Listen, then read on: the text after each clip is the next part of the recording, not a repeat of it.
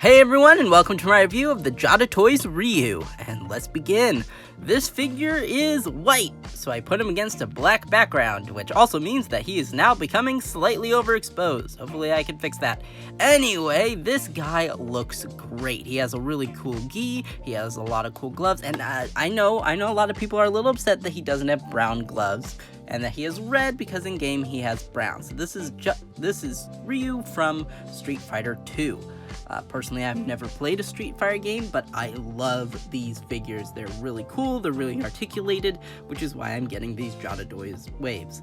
He has a really cool looking gi, and the gloves look really nice, and the way that his gi is ripped has a lot of personality. You can tell this guy is just ready to rumble. Now, it does reuse a lot of parts and overall sculpt that Ken then later used, so for the most part, Ken and Ryu are identical. I'm just mentioning this now in case I make a Ken review in the future.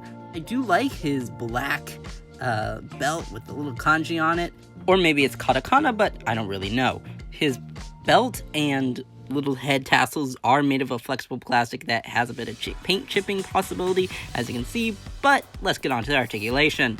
As the first figure from Jada Toys the first main figure, he has great articulation. His arms can go all the way around, he has a really good elbow bend, and he also has butterfly joints in those arms, and his hands are just Marvel Legends hands. They are a little blocked by the glove cuffs, but that's okay, and same thing on the other arm. His head can move down that much, move back that much, and it is a little loose and easy to take off, but that's okay. He can move side to side and all the way around.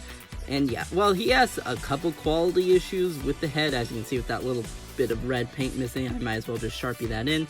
He does have a really good crunch, and I'm really loving the Jada Toys articulation style. It is a little bit restricted by the gi, but since it is a soft plastic, it works fantastically. He can move side and side, and that's just already better than a majority of Marvel Legends. And that double ball joint system that they use, I just love it. And his legs can go out that far, can go back that far, and his knee can bend pretty much to his butt, pretty perfect. And his ankle can swivel all around, same thing with the upper thigh. And then, of course, the rest of his foot is basically just a Marvel Legends foot.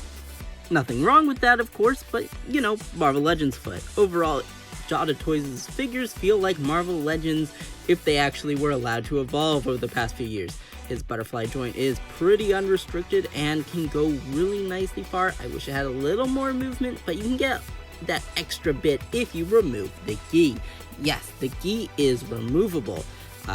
This is pretty cool, especially for one of Jada Toys' first figures.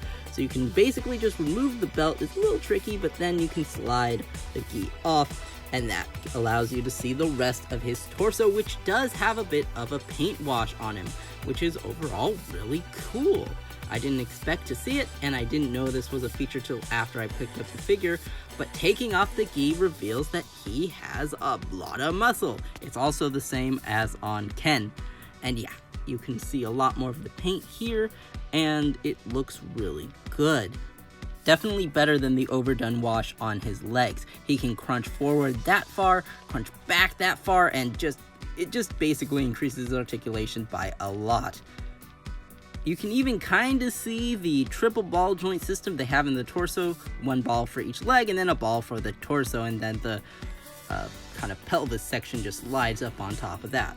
Taking off the gi allows you to push his butterfly joints back and forward as far as you would possibly want, and it looks natural and not as gappy as Marvel Legends, which is really good. Now let's get on to his accessories. These are all the accessories that come on his body, excluding the effects part, and his main head looks good, but his angry face, I don't know, it looks a little bootleggy. It's not bad, it serves its purpose, but I think it's probably the worst alternate head in all of the Jada Toys figures. But the way that the little tassels are going out looks really good. And here we have his effect part for his Hadouken! Yes, it looks really good. You can see his hands in there, which is super sweet. You could also use it as kind of a Kamehameha, as some reviewers do, even though half the hands are there. But it's a really nice looking effect part. And he has his alternate hands, which you can also see inside the Hadouken.